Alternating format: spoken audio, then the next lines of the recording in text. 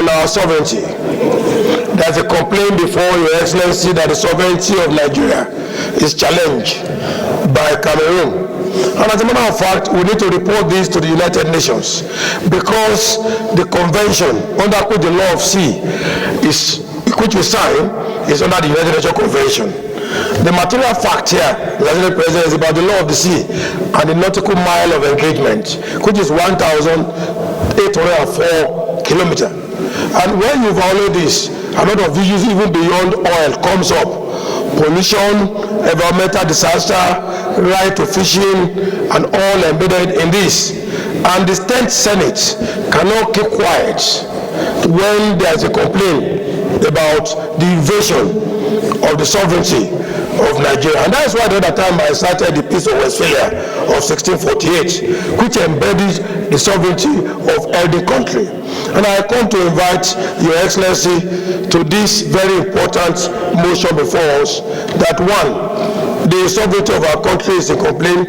Two, there's a violation of the right of sea, particularly the nautical mile of engagement. And this is very fundamental because we need to look at this. So it's on this note I invite Your Excellency, Senate President, and very, very distinguished colleagues who have made fantastic, brilliant submission of this motion to a serious engagement. Things like ad hoc committee, immediate response from the Senate to the executive, advising the executive on what to do very critically, particularly in the protection of our sovereignty. I don't want to take much of your time. I align myself with those submissions that are brilliantly made on the floor of this Senate today. But again, for the first time, Mr. President, under your presidency at the 10th Senate, there was a report today, very historical, that there was a violation of nautical miles and the sovereignty of Nigeria.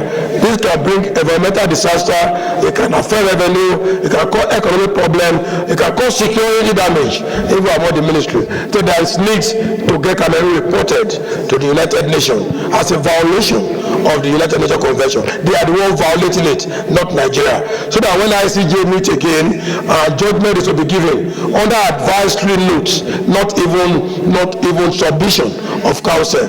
Then the report of the Senate will be very critical and be accepted as one of the reference points that ICJ can rule upon. We must report this to the United Nations Convention, of which we are signatory. Thank you, sir. Thank you.